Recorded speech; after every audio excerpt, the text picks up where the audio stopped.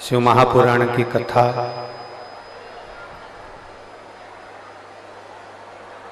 रेवाड़ी के इस पवित्र प्रांगण में हरियाणा की पवित्र भूमि पर श्रवण करने का सौभाग्य प्राप्त हुआ है। बड़े भाग्यशाली हैं रेवाड़ी हरियाणा के सभी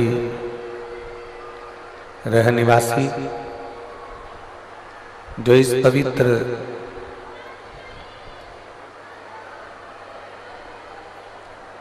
शिव महापुराण की कथा को श्रवण करने के लिए विराजमान है। बक्सों की आवाज खोलिए, बक्सों की स्पीकरों की आवाज खोलिए।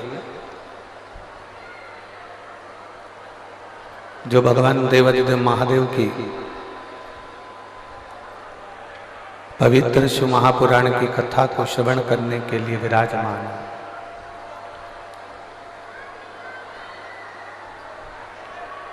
कथा के मुख्य यजमान श्री सुनील जी मूसेपुर, श्रीमती मंजू जी यादव, प्रेरणा स्त्रोत केंद्रीय मंत्री राव इंद्रजीत सिंह जी, आरती सिंह राव जी, एक बार यजमान परिवार के लिए जोरदार ताली बजाकर स्वागत वंदन अभिनंदन। जो इस पवित्र शिव महापुराण की कथा का लाभ ले रहे हैं और अपने जीवन को सार्थक बना रहे हैं।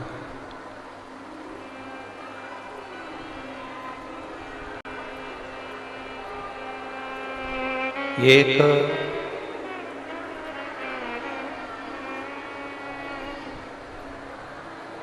मनुष्य जीवन का एक सार्थक तत्व है। ये भगवान शंकर की पवित्र कथा।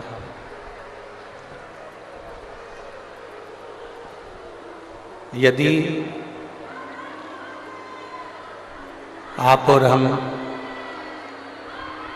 भगवान शिव की इस कथा को श्रवण करने के लिए विराजमान हैं, भगवान शंकर की इस पवित्र कथा को यदि आप और हम सुन रहे हैं, तो ये कहीं ना कहीं भगवान शिव की ही कृपा है, उनकी उदारता। कल कथा में एक बात कही थी कि भगवान शंकर के स्वरूप में और भगवान शंकर के शिवलिंग में, भगवान शंकर के स्वरूप में और भगवान शंकर के शिवलिंग में, दोनों में एक बहुत बड़ा अंतर है।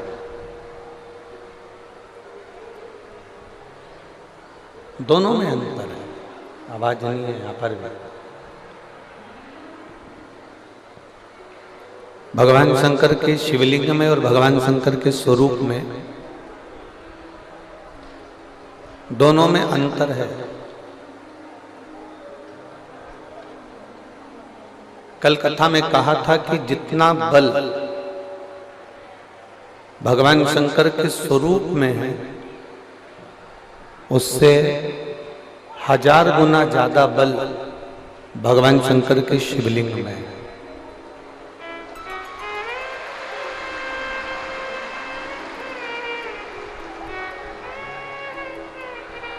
एक मौका अगर मानव देह में प्राप्त हो जाए, मनुष्य की देह में अगर एक बार अगर आपको मौका मिले कि मानव का शरीर मिला है, उस मानव के शरीर में शंकर भगवान की अविरल भक्ति को हमें धारण करना है।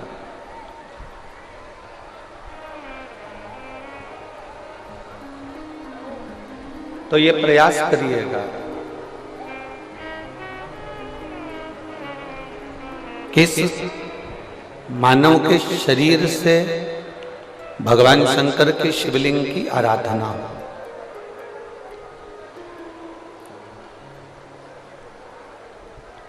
कई लोग कहते हैं क्या भगवान शंकर को हम पुकारते हैं तब भगवान शंकर हमारी सुनते हैं? तब भगवान देवादिदेव महादेव हमको श्रवण करते हैं। शिव कथा कहती है, भगवान शंकर का संवाद कहता है, शिव महापुराण का चरित्र कहता है।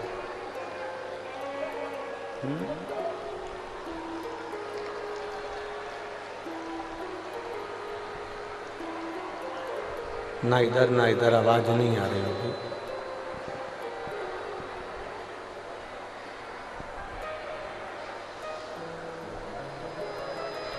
ये मानव का जो शरीर है, मानव का जो चरित्र है, एक बार यदि ये मनुष्य का शरीर मिला है, मानव की देह मिली है, मानव का जीवन मिला है, तो इस मानव की देह में, इस मानव के शरीर में एक बार भी यदि हम भगवान शंकर की अविरल भक्ति को प्राप्त कर लेते हैं, भगवान शंकर की अविरल भक्ति को हम कर लेते हैं, तो शिव महापुराण की कथा कहती है कि मानव का दूसरी बार फिर पृथ्वी पर जन्म नहीं होता, ये भगवान शंकर के कैलाश धाम पर जाकर विराजमान हो जाता है।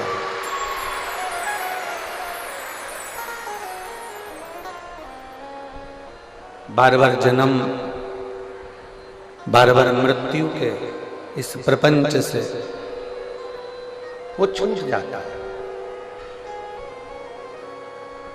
जगत गुरु शंकराचार्य जी ने भी अपनी वाणी में कहा है कि पुनरपि जननम पुनरपि मरणम के प्रपंच से छूटने के लिए शिव की भक्ति करना जरूरी है।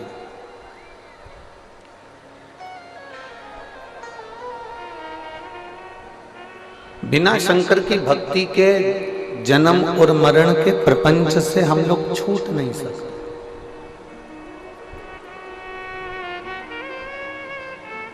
और मेरी जीजियों, रेवाड़ी की मेरी बहनों और मेरे जीजाओं, बेटियों, बेटाओं, मेरी माताओं, ना जाने कौन कौन से पुण्य कर कर हमने मानव का शरीर प्राप्त किया है, ना जाने कौन कौन से पुण्य कर कर हम ये मानव के शरीर में आए हैं, और मानव का शरीर मिलने के बाद ना जाने कौन कौन से पुण्य हमारे प्रबल हुए होंगे, तब जाकर हम रेवाड़ी में ये शिव महापुराण की कथा में विराजमान हुए।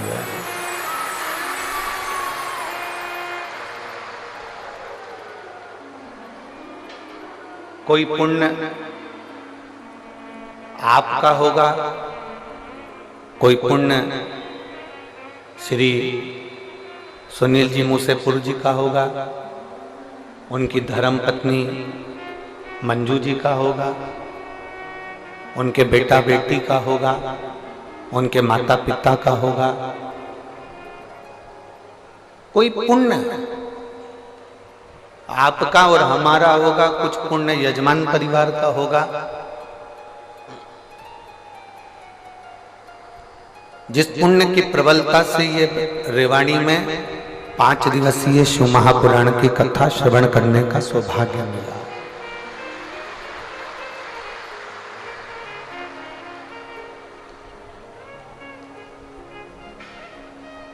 आप आ गए, बैठ गए, कथा श्रवण करने के लिए विराजमान हो गए। अब ये उसकी मर्जी है, उसके ऊपर निर्भर करता है कि वो आपको क्या देकर भेजेगा, कितना देकर भेजेगा और क्या प्रदान कर कर भेजेगा, ये उसके ऊपर निर्भर करता है।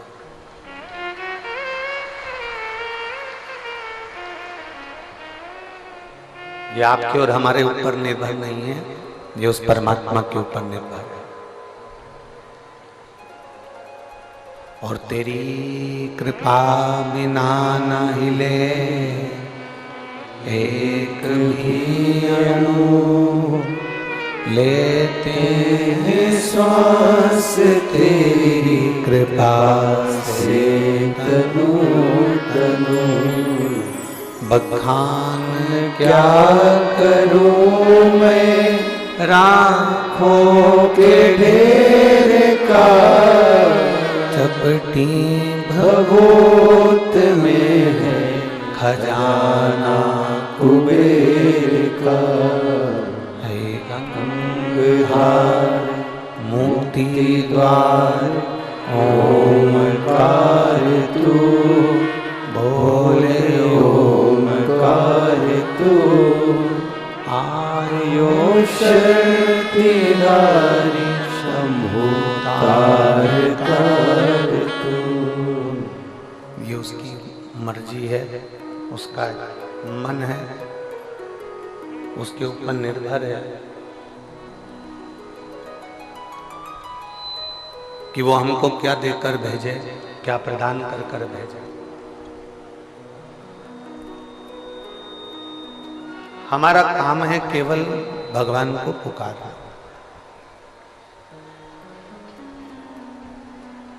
एक व्यक्ति कुएं के अंदर गिर गया।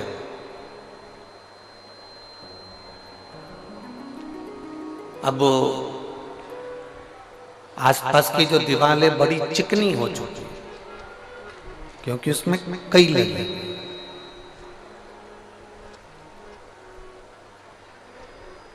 आसपास की दीवार पूरी चिकनी हो चुकी है क्योंकि इसमें काई लगी हुई है। अब वो निकलने का प्रयास करता है परंतु वो दीवार इतनी चिकनी थी कि वो बार बार नीचे गिर जाता।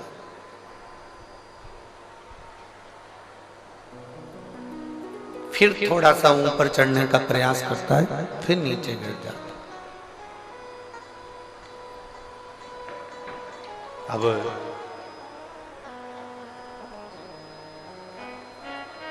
निकल नहीं पा रहा। बहुत प्रयास किया उसने, इतना प्रयास करा, इतना प्रयास करा तो भी वो निकल नहीं। अब समझदारी क्या उसमें समझदारी ये होना चाहिए कि जब वो काई से घिरी हुई दीवार को पकड़कर निकल नहीं पा रहा है, पानी की चिकनाहट के कारण निकल नहीं पा रहा है, तब उस व्यक्ति ने एक समझदारी करी कि चिल्लाना प्रारंभ कर, पुकारना प्रारंभ कर। और जब चिल्लाना प्रारंभ करा, पुकारना प्रारंभ करा, आवाज लगाना प्रारंभ करा, क्यों? क्योंकि उसको ये भान हो गया कि मैं निकल नहीं पा रहा हूं। अगर मैं पुकारूंगा, आवाज लगाऊंगा, चिल्लाऊंगा तो किसी के कानों में शब्द जाएगा, और शब्द गया तो कोई मुझे रस्सी फेंक कर निकाल देगा।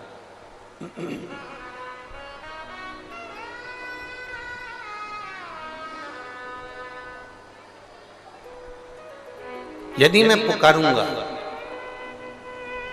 तो कोई मुझे रस्सी फेंकेगा, नीचे डालेगा और मुझे निकालेगा। अब उसने जम जम कर चिल्लाना प्रारंभ करा, पुकारना प्रारंभ करा, आवाज लगाना प्रारंभ करा। और जब बहुत तेज उसने आवाज लगाई, बहुत तेज पुकारा, बहुत बहुत उसने आवाज लगाई, तब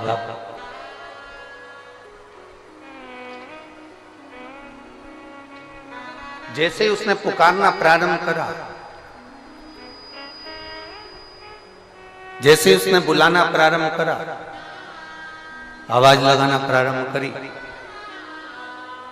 कोई पथिक जा रहा था।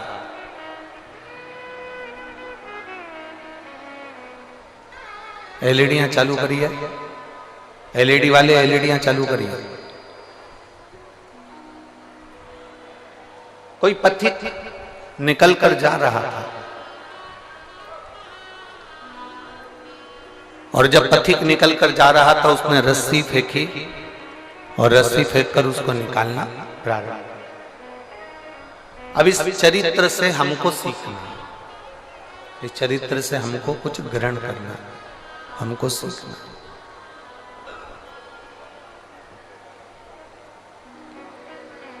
हम भी भवसागर के इस कुएं के अंदर गिरे पड़े हुए,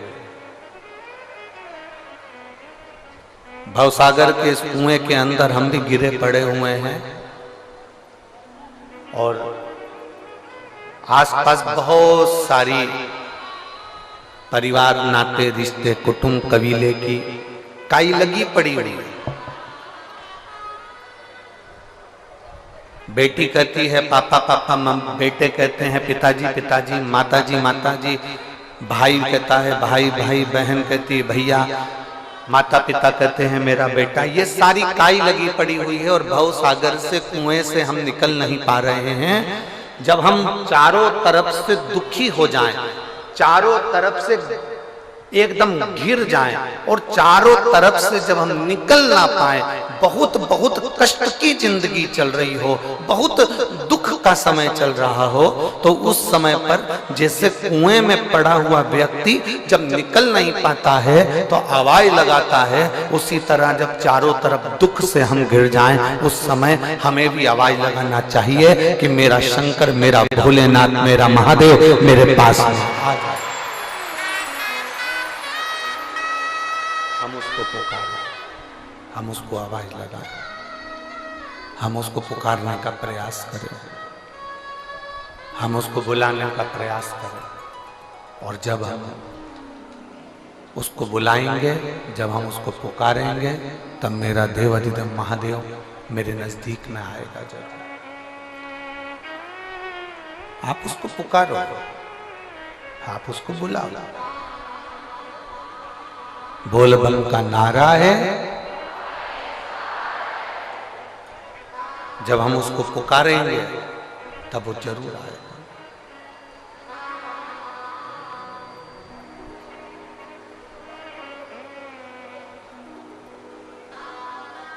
उसको पुकारने के लिए आपको कोई दिखावे की जरूरत नहीं है। शिव महापुराण की कथा कहती है उसको पुकारने के लिए केवल तुमको एक निर्मल मन, निर्मल सोच, निर्मल बुद्धि, निर्मल चित्त चाहिए। वो तुम्हारे सम्मुख में होगा। जैसे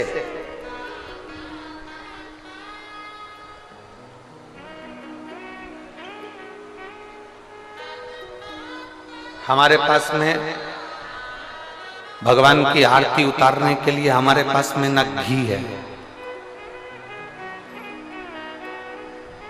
हमारे पास में ना हमारे पास में बाती है, ना हमारे पास में कोई दीपक है। आप लोगों में से पशुपति व्रत किस किसने करे हैं? जरा हाथ उठाइए।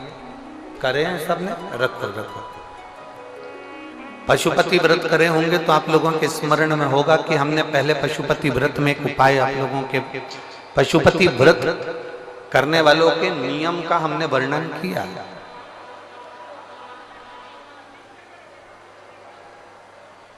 कितने दिए लेकर जाते हो आप लोग? जम के बोलो जरा। 6 दिए मंदिर में ले जाकर जमीन पर रख देते हो, रखते हो? कितने जलाते हो? 5 दिए जलने के बाद जो छठे नंबर का दिया है उसको वापिस जो बिना जला है उसको थाली में रख दो। इसके अलावा तो कोई दिया लेकर नहीं जाते। जम के बोलो जरा। नहीं। अब कोई ऐसा समझदार व्यक्ति ऐसा होता है कि वो क्या करता है कि इन्हीं 5 दिए को उठा लेता है और उससे भगवान शंकर की आरती उतार देता है। कोई ऐसा रहता है कि वो 6 दिए के अलावा 1 दिया या 1 बाती अलग से लेकर जाता है जो भगवान शंकर की आरती उतार देता है। शिव पुराण में पशुपति व्रत का नियम है आप सुबह के समय पर जो पूजन करने की थाली लेकर गए हैं, सुबह के समय पर आप भगवान शंकर की जो पूजा की थाली लेकर गए हैं, उस पूजा की थाली में सुबह के समय पर आप भगवान को लगाने के लिए दिया लेकर जाओ, मना नहीं है।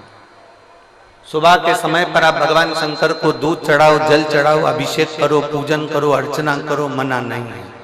सुबह के समय तुम महादेव की दिए से आरती उतार दो, मना नहीं है। पर शाम के समय पर जो 6 दिए हैं, 6 दिए के बाद में 7वें नंबर की कोई बाती आरती की थाली में नहीं जाती।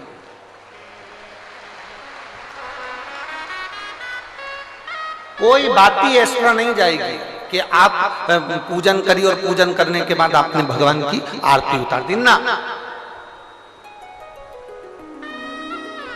शिव महापुराण में तो यहाँ तक नियम है कि आप जो प्रसाद बनाते हो ना, जो आप खीर बनाए या आपने सीरा बनाया, हलवा बनाया, मीठा चावल बनाया, या आपने मीठा सीरा बना लिया, खीर बना ली, कोई सामग्री मीठी बना ली, तो शिव महापुराण तो यहाँ तक कहती है कि आपने जितना सामान कढ़ाई में बनाया है, आपने जितना सामान अपनी कढ़ाई के अंदर बनाया है, उतना सामान पूरा की पूरा ही आपको मंदिर लेकर जाना है। घर के अंदर आदत छोड़ना नहीं है।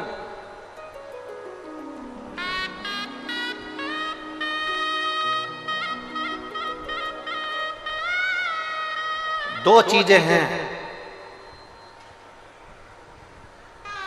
जो चलित में किसी को दी नहीं जाता। दो चीजें। आरती शिव महापुराण की कथा आप लोग सुन रहे हैं, बड़े ध्यान लगाकर सुनना। दो चीजें हैं जो चलित में किसी को दी नहीं जाती। एक अपने घर का तवा, तवा जानते हो, जिस पर रोटी बनाते हो। कोरा तवा है, उस पर आपने कभी रोटी नहीं बनाई है तो आप किसी को दे सकते हो, मना नहीं। और यदि जिस तवे पर घर के अंदर रोटी बन चुकी है, जिस तवे पर रोटी उतर चुकी है, उस घर के तवे को किसी को नहीं दिया जाता। क्यों? क्योंकि घर में जो बच्चे हैं वो बीमार के बीमार बने ही रहते हैं, वो कभी स्वस्थ नहीं हो सकते, कभी नहीं हो सकते। अगर एक बच्चा बीमार है तो दूसरा ठीक होगा, दूसरा बीमार है तो तीसरा ठीक होगा, तीसरा है तो चौथा बीमार पड़ेगा, ये निश्चित। दो चीजें चलित में किसी को नहीं दी जाती, एक तवा, दूसरे नंबर की कढ़ाई। घर में जो कढ़ाई होती है जिसमें आप सब्जी बना ली है, कोई सामग्री तल ली आपने, पूड़ी बना ली, कोई सब्जी बना ली, कोई हलवा बना लिया, सीरा बना लिया, कोई पदार्थ बना लिया। कोरी कढ़ाई है ना, आपकी मर्जी पड़े उसको दे दो, चलेगा। कोरी कढ़ाई है ना, आप किसी को भी दे सकते हो। पर जिस कढ़ाई में आपने भोजन का निर्माण कर लिया है, जिस कढ़ाई में आपने कभी भी एक बार भी अगर कुछ बना लिया है, तो वो किसी को गिफ्ट में या किसी को दान में या किसी को दी नहीं जाती। नहीं तो उस घर के अंदर 1 रुपया कमाओ, 1.25 रुपये खर्च वाला काम चलता है। घर में कभी पैसा टिक ही नहीं सकता, वो जिंदगी भर कितना भी प्रयास है,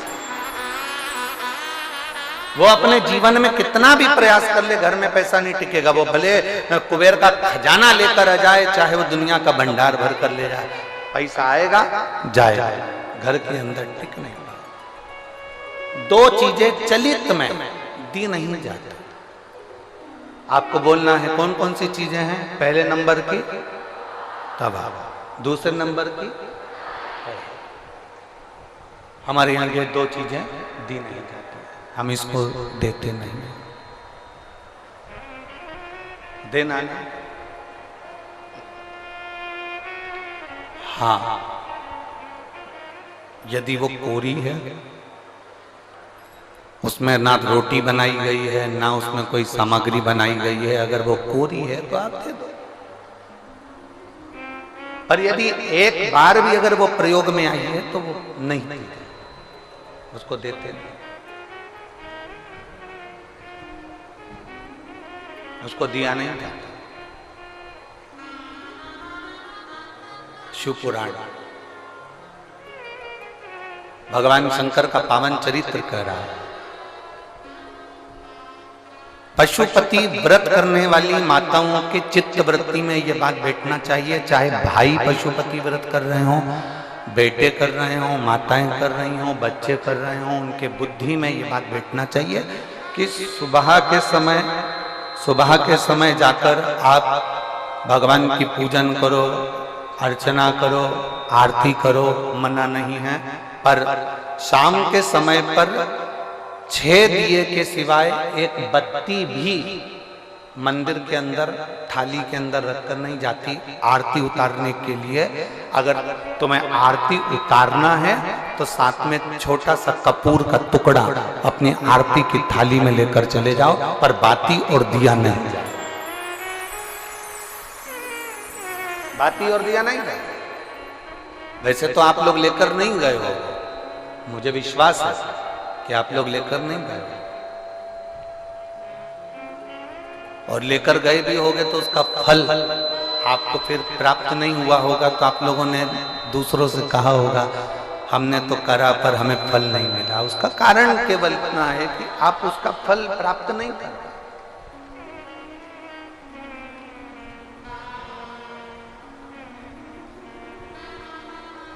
और शंभु शरणे पड़ी मांगू घड़ी रे घड़ी, दुख काटो दया करी दर्शन आपो।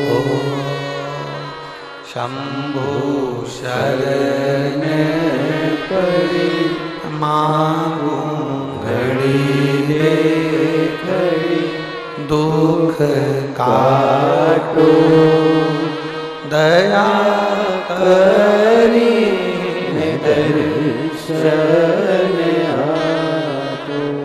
पशुपति व्रत के अंदर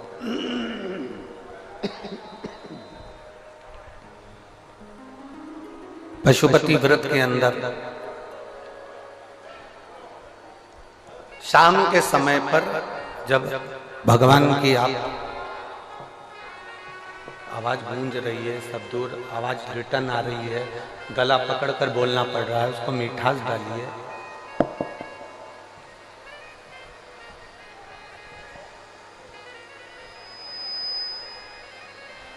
पशुपति व्रत के अंतर्गत शाम के समय पर भगवान की आरती उतारने के लिए दिया नहीं जाता, केवल कपूर का एक टुकड़ा, केवल एक कपूर का टुकड़ा आप लेकर चले जाओ। और वो भी शिव महापुराण की कथा कहती है, भगवान शंकर का चरित्र कथा है, शिव पुराण कहती है। अगर आपका मन कर रहा है आरती उतारने का तो लेकर जाओ, नहीं तो यहां तक शिव महापुराण के अंतर्गत वर्णन किया है पशुपति व्रत का कि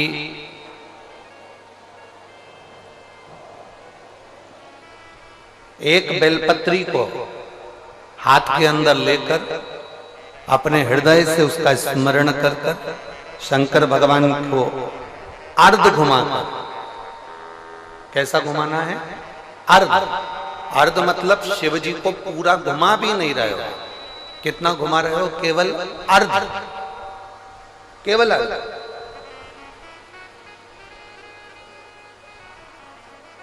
शिव जी को केवल अर्ध घुमाकर आप अगर अपने हृदय से शंकर भगवान को वो बेलपत्र समर्पित करते हो तो शिव उसको आरती के स्वरूप में स्वीकार कर लेता है। यहां तक शिव पुराण कहते हैं।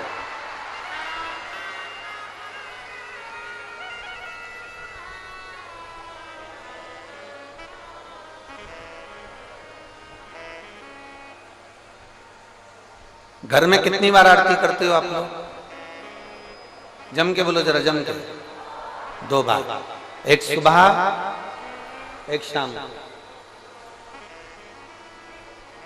एक सुबह के समय आरती करते हो और एक शाम के समय आरती करते हो, 2 बार आरती केवल।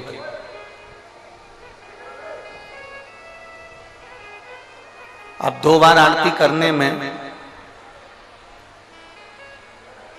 आप भगवान शंकर को, भगवान गणेश जी को, माता पार्वती जी को, दुर्गा भवानी को, भगवान शालिग्राम जी को, भगवान लड्डू गोपाल जी को, तुम्हारे घर में जिस जगह पर तुम भगवान की आरती करते हो उस जगह पर सारे देवता विराजमान हैं।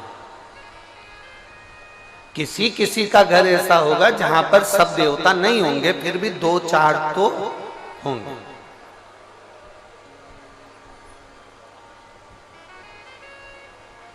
फिर भी 2-4 तो होंगे।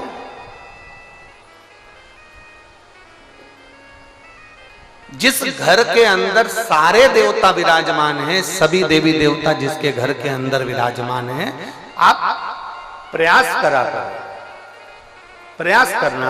आप भगवान शंकर की जब आरती उतारो तब प्रयास करना कि आरती का दीपक जब हम उठा रहे हैं उसके पहले हमारे हाथ में जो गरुड़ घंटी है उसका नाद प्रारंभ हो जाना चाहिए। गरुड़ घंटी का नाद प्रारंभ हो जाता है, उसके बाद आरती का दीपक जब उठता है। घर के अंदर की बात है, बाहर मंदिर की हम बात नहीं कर रहे हैं, हम घर के अंदर की बात कर रहे हैं। जब घर में सारे देवता जहां पर विराजमान हो, देवी भी है, देवता भी है, कुल देवता भी हैं, पितर देवता भी हैं, ये देवता भी हैं, वो देवता भी हैं, सारे देवी देवता जब वहां विराजमान हैं, तब उस जगह पर आपको एक क्रम करना है कि घंटी का नाद पहले करना।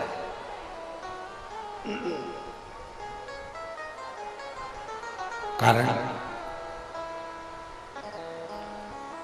अगर किसी मंदिर के अंदर केवल एक देवता है, किसी मंदिर के अंदर केवल एक देवता है, तो आप डायरेक्ट आरती उठाइए, घंटी बजाइए और चालू हो जाइए। पर घर के अंदर अगर सारे देवता विराजमान हैं, गणेश जी बैठे हैं, देवी जी बैठी है, पितृदेव बैठे हैं, गरुण देव बैठे हैं, वरुण देव बैठे हैं, सारे देवता देवी देवता उस मंदिर के अंदर बैठे हैं, तो आपको पहले गरुड़ की घंटी का नाद करना चाहिए। उसका कारण ये होता है कि जितने देवी देवता हैं, घंटी की आवाज सुनते से ही उन देवताओं की दृष्टि हमारे ऊपर पड़ जाती है, और हम जब दीप उठाते हैं, आरती निहारना प्रारंभ करते हैं, तो देवता हमको वर प्रदान करना प्रारंभ कर देते हैं।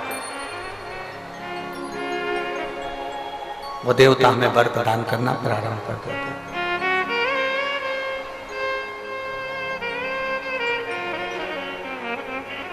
शिव कथा कर रहे हैं, भगवान शंकर का चरित्र करा, भगवान शंकर का संवाद करा, शिव महापुराण का चरित्र करा।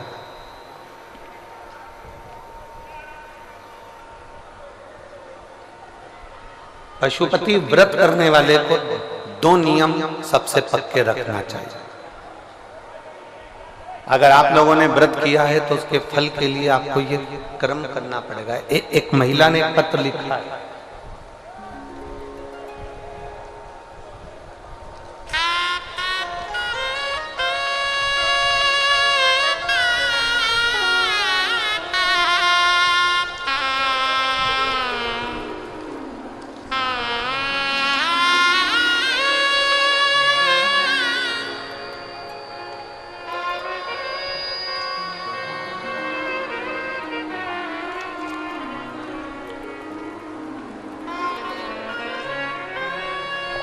मैं लता गिरी, धर्मपत्नी धर्मेंद्र गिरी, उत्तम नगर, नई दिल्ली, मोबाइल नंबर मेरा ये है। कहीं बैठी हो तो हाथ हिला सकती हैं।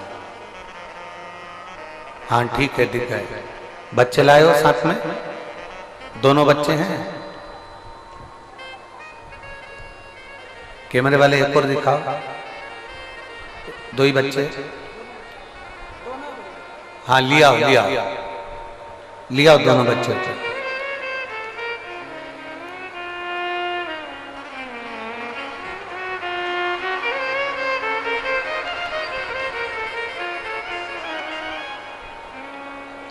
मैं लता गिरी, धर्मपत्नी धर्मेंद्र गिरी, उत्तम नगर, नई दिल्ली। अपने महादेव का आशीर्वाद का क्या वर्णन करूं गुरुदेव। मेरी 10 साल की एक बेटी है। 10 साल के बाद मुझे कोई संतान नहीं हुई। मैंने डॉक्टरों का इलाज भी करवाया, पर मुझे संतान का सुख नहीं हुआ।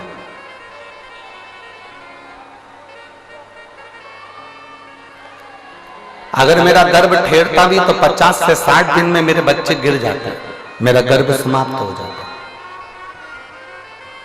10 साल तक मुझे औलाद नहीं हुई। तब डॉक्टर ने मुझे कहा,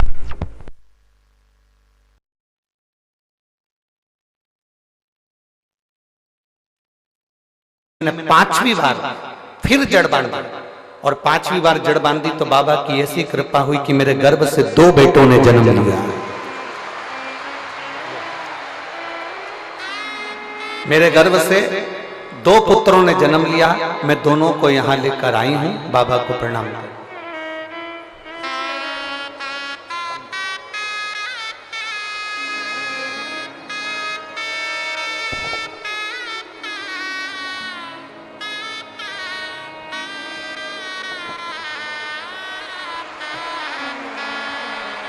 एक बार दोनों के लिए बहुत बहुत साधुता। शंभु शरण पड़ी मांगू घड़ी रे घड़ी, दुख काटो दया करी दर्शन आपो। शंभु शरण पड़ी मांगो घड़ी रे घड़ी, दुख काटो दया करी दर्शन आपो। शिव कृपा।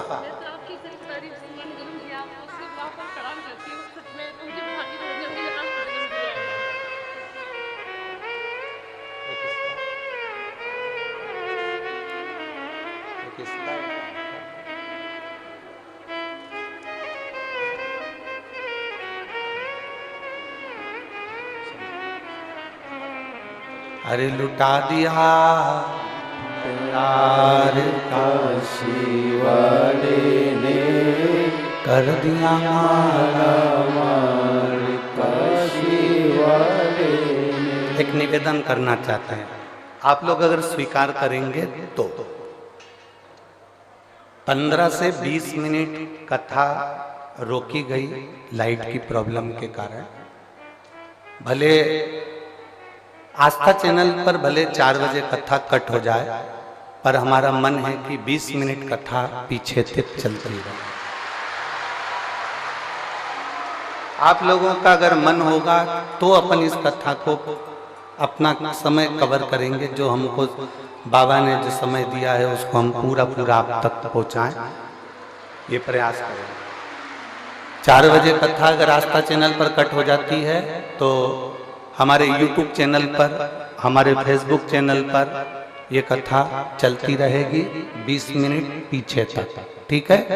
अगर मान लो कथा टीवी पर देखने वालों की कट हो जाए तो वह YouTube चैनल Facebook पर भी देख सकते हैं। आस्था चैनल वालों से भी निवेदन है, जितना ज्यादा दिखा सकते हो प्रयास करिएगा। शिव तत्व है,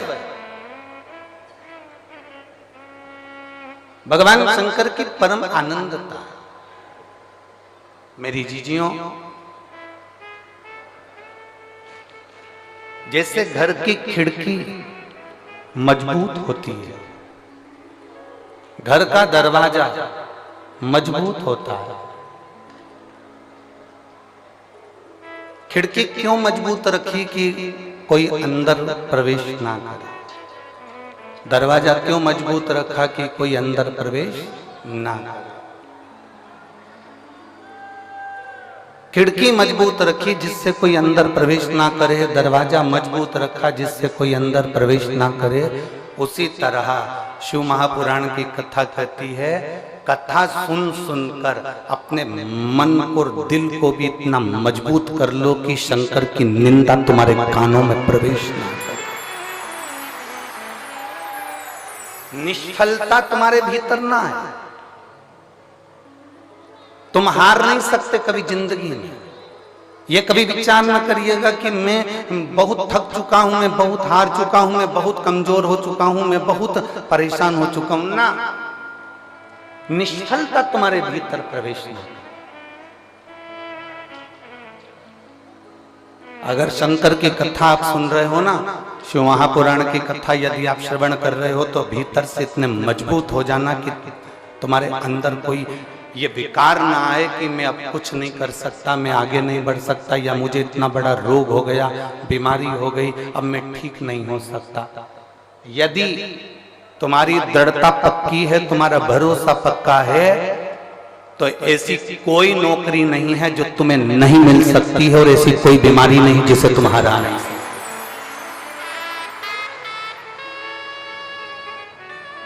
अपने लक्ष्य को पक्का कर, अपने विश्वास को पक्का कर। आज कोई कह रहा था कि गुरुजी ये बताइए कि भगवान शंकर के मंदिर की सीढ़ी चढ़ने का फल क्या है, मंदिर में जाने का फल क्या है, मंदिर की चौखट पर जाने का फल क्या है, मंदिर की सीढ़ियां चढ़ने का क्या फल है, शिवालय में जाने का क्या फल है। शिव महापुराण की कथा कहती है कि भगवान शंकर के शिवालय की जितनी सीढ़ियां चढ़ते हैं, जितने कदम चलकर हम भगवान शंकर की कथा तक पहुंचते हैं, जितने कदम चलकर हम भगवान के मंदिर तक पहुंचते हैं, जितने कदम चलकर हम शिवालय तक पहुंचते हैं, जितने कदम चलकर हम भगवान शंकर की पवित्र कथा तक पहुंचते हैं, शिव कथा कहती है उतने उतने मार्ग मेरा भोलेनाथ तुम्हारे लिए खोलता चले जाता है और आपको आगे निकालता चले जाता है। बोल बम का नारा है सारी समस्या का हल।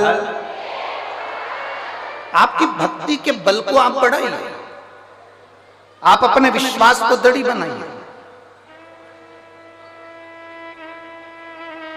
एक मां बेटी है जिसको ताने दे देकर लोगों ने मार दिया। तेरी शादी को 1 साल हो गया, 2 साल हो गया, 3 साल हो गया, 4 साल हो गया, 5 साल हो गया, 6 साल हो गया, 7 साल, 8 साल, 9 साल, 10 साल, 11 साल, 12 साल, 13 साल, 14 साल, 15 साल, 16 साल, 17 साल तेरी शादी को हो गए। 17 वर्ष तक भी उसके घर में औलाद नहीं हुई। तब आखिरी में एक कोई ने मोबाइल पर, व्हाट्सएप पर कोई ने, ये कहीं जा रही थी और बस की सीट के पास में कोई मोबाइल पर कथा देख रहा था, तो इसने कहा भैया ये किसकी कथा है? उसने कहा ये शिव पुराण की कथा है, हम सुनते हैं। जब हमने मोबाइल पर सुनी, चाहे टीवी पर सुनी, भगवान ने हमारी सुनी। तो क्या मेरे घर में 17-18 साल हो गए, औलाद नहीं है, तो क्या मुझे भगवान औलाद दे देगा? तो उसने कहा अगर तू टीवी के सामने आसन लगाकर बैठकर दिल से कथा सुनेगी तो 18 क्या 20 साल बाद भी औलाद हो जाएगी, पक्का है। और उसको 18 साल के बाद में औलाद हुई। कहीं बैठी हो 17-18 साल के बाद में औलाद हुई, हम पत्र ढूंढेंगे उससे अच्छा। अगर कहीं बैठी हो तो हाथ हिला सकती। 17 साल के बाद, 18 साल के बाद उसको औलाद हुई। अगर कहीं बैठी हो तो हाथ हिला सकते हो, और बच्चों को अगर लेकर आई हो तो यहां ला सकती हो। उसका पत्र हम ढूंढेंगे, टाइम लगेगा। शिव कथा कहती है, शिव महापुराण की कथा कह रही है, शिव तत्व कह रहा है। आपका भरोसा, आपकी दृढ़ता, आपका विश्वास,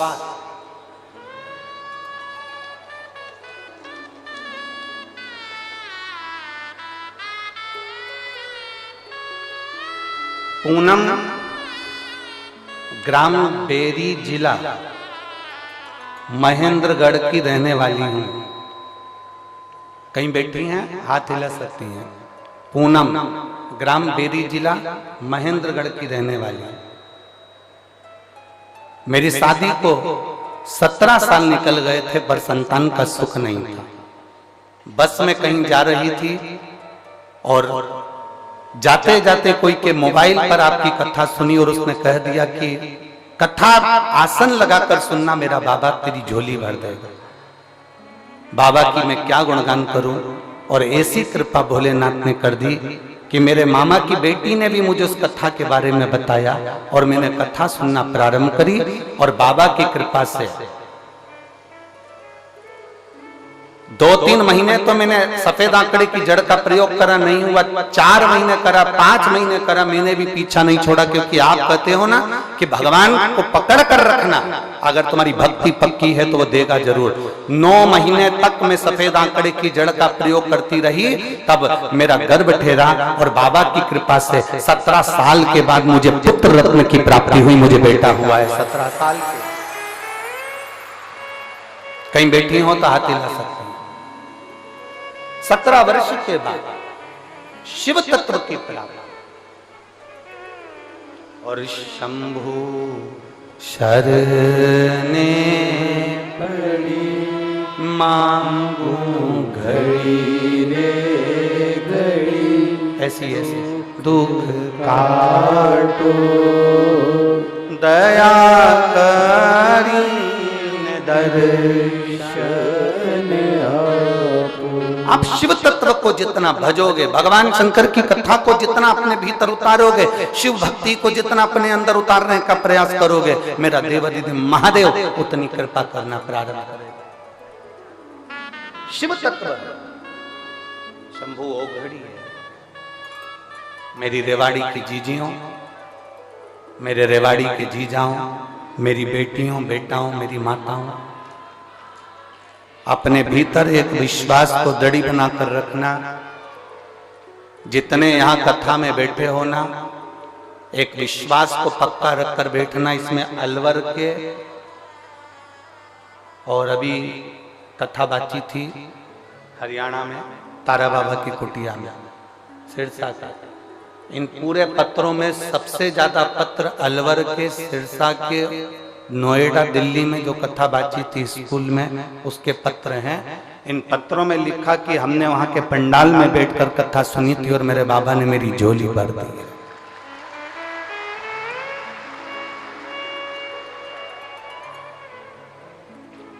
कितना विश्वास लेकर लोग कथा में आते होंगे। एम्बुलेंस लगा लगा कर लोग अपने अपने घर के जीवों को, जो बीमार है, बहुत तकलीफ में है, वो भी कथा सुन रहे हैं।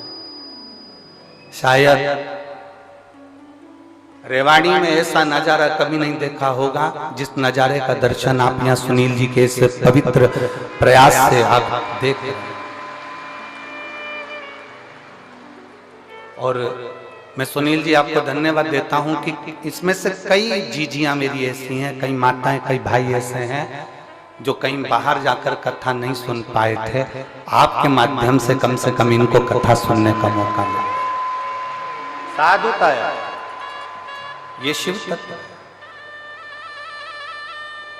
एक प्रयास करिए भगवान को पाने का। खिड़की मजबूत बनाते हो जिससे अंदर कोई घुसे ना, प्रवेश ना करे। दरवाजा मजबूत लगाते हो जिससे अंदर प्रवेश ना करे। उसी तरह अपने मन को, अपनी दृढ़ता को, अपने विश्वास को भी इतना मजबूत बनाना कि मैं हार नहीं सकती। मेरे साथ में मेरा देव अधिदेव महादेव है, वो मुझे जिता कर माना, मैं हारूंगी नहीं।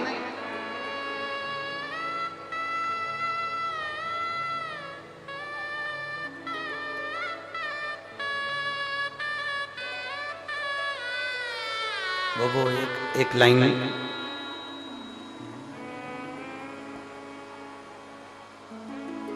रिश्ता तेरा मेरा सबसे है प्यारा, रिश्ता तेरा मेरा सबसे है प्यारा, रिश्ता तेरा मेरा सबसे है प्यारा, रिश्ता तेरा मेरा सबसे है प्यारा। तू मेरा बाबा, मैं हूँ तेरा लाला, मैं हूँ तेरा लाला। तू मेरा बाबा, मैं हूँ तेरा लाला, मैं हूँ तेरा लाला। तू मेरा बाबा, मैं हूँ मेरा लाला, मैं हूँ तेरा तू मेरा बाबा, मैं हूँ तेरा लाला, मैं हूँ तेरा। एक संबंध परमात्मा से जोड़ो, एक रिश्ता भगवान से जोड़ो।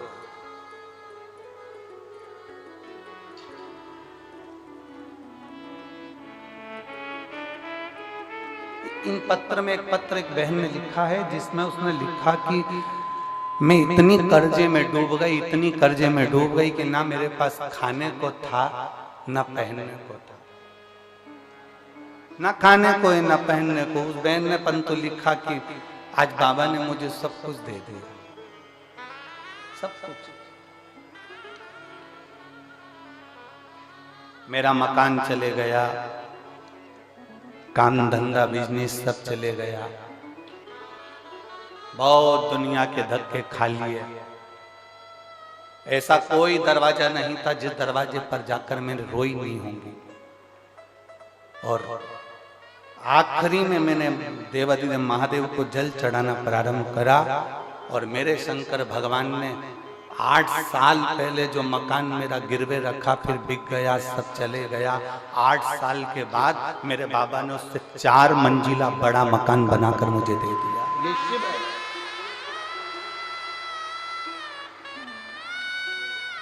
उसने अपने मकान का फोटो तक लगाया।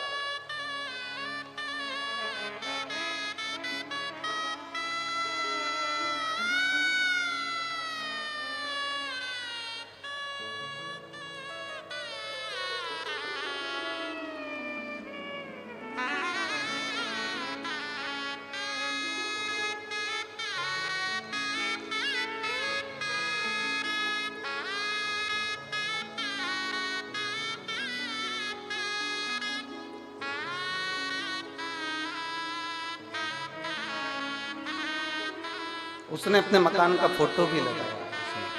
शिव तत्व ऐसा, उसको जानना जरूरी है।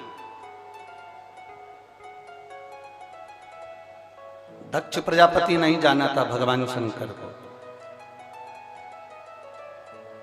दक्ष प्रजापति के मन में तो शंकर जी के प्रति बैर भरा हुआ था। कारण, एक बेटी रति कामदेव के साथ ब्याही थी।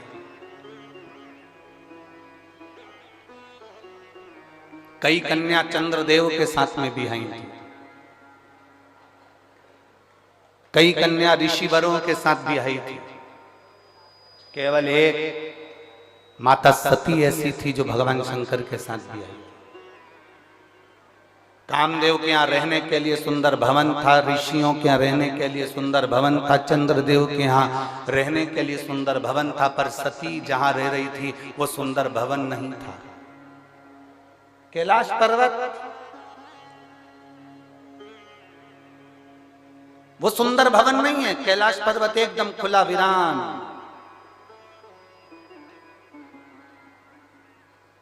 रह रही है मां सती।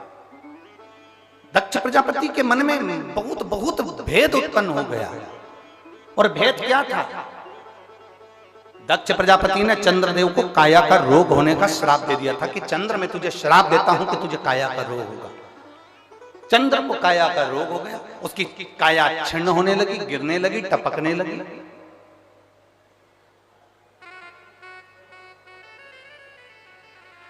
जब काया का रोग हो गया चंद्रदेव को, चंद्र बड़ा दुखी हो गया। अब मैं करूं तो करूं क्या? क्या करूं?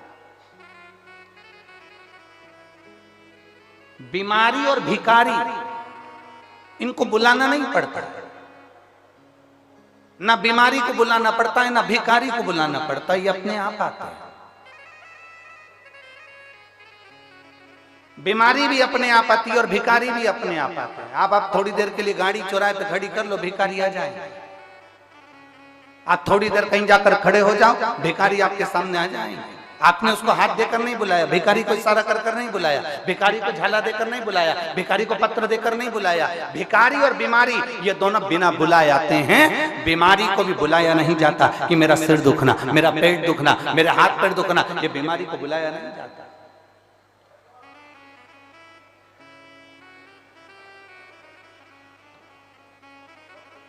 आज एक बहन कह रही थी कि गुरुजी वो अभी की बात कहे, गुरुजी सिर की गोली अलग होती है, पेड़ दुखने की गोली अलग होती है, पेट दुखने की गोली अलग होती है, थायराइड की गोली अलग होती है, बीपी शुगर की गोली अलग होती है, और आप तो कहते हो सारी समस्या का हल एक लोटा जल। सबकी गोली अलग है और आपने एक ही गोली कर दी। तो हमने उससे कहा देखो पहले पूर्व समय का अंदाजा लगा कर बैठिए। पुराने समय में घुटने के डॉक्टर अलग नहीं होते थे, फेफड़े के डॉक्टर अलग नहीं होते थे, आंख के डॉक्टर अलग नहीं होते थे, सिर के डॉक्टर अलग नहीं होते थे। गांव में शहर में एक डॉक्टर होता था, वो एक हॉस्पिटल में एक डॉक्टर रहता था और वो एक डॉक्टर सारी रोग का इलाज कर देता था। उसी तरह से मेरे शंकर महामृत्युंजय कहलाते हैं, वो सारा रोग का एक बार में अकाल मृत्यु वो मरे जो काम करे चंडाल का, काल उसका क्या बिगाड़े जो भक्त हो महा काल का। जो शंकर की आराधना करने वाला, शिव की स्तुति करने वाला, शंकर का अनुमोदन करने वाला, शिव स्मरण में डूबने वाला, उसका इलाज मेरा भोलेनाथ जानकर कर देता है।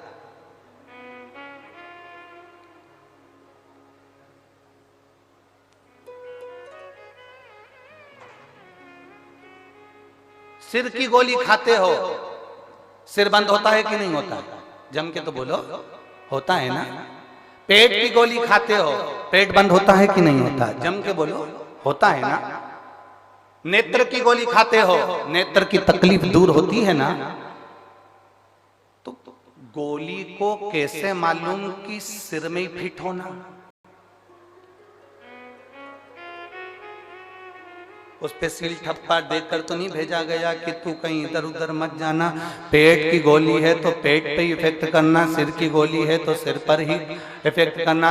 आप गोली को कैसे मालूम होता है कि पैर दुखने की है तो पैर पर असर करेगी, हाथ दुखने की है तो हाथ पर असर करेगी, किडनी की है तो किडनी पर असर करेगी, लीवर की है तो लीवर पर असर करेगी, थायराइड की है तो थायराइड पर असर करेगी, और सिर दर्द की है तो सिर दर्द पर असर करेगी। गोली को खाया जाता है, वो पेट में जाती है और जिस चीज में तकलीफ होती है वहां वो असर करना प्रारंभ करती है। शंकर भगवान पर चढ़ा हुआ जल तुम जब रोज पीते हो, तुम्हारी इंद्रियों में जहां जहां तकलीफ होती है मेरा महादेव वहां स्वयं आकर उसको अच्छा करना प्रारंभ कर देता है, श्रेष्ठ करना प्रारंभ कर देता है। यहां अपन लोग स्तुति गाते हैं, भोला दुख काटो। इस स्तुति में हमने कभी ये नहीं कहा कि बाबा मेरा सिर दुख रहा, कि पांव दुख रहा, कि हाथ दुख रहा। हमने एक ही बात कही, भोला सब दुख काटो ओ भोला सब दुख काटो। शिव शंकर जपो तेरी माला, भोले बाबा जपो तेरी माला, भोला सब दुख काटो ओ भोला सब दुख काटो। हमने स्तुति में गाया, बाबा मेरा सब दुख काट दीजिए, बाबा मेरी सब तकलीफें काट दीजिए। एक दुख नहीं जिंदगी में, ना जाने कितने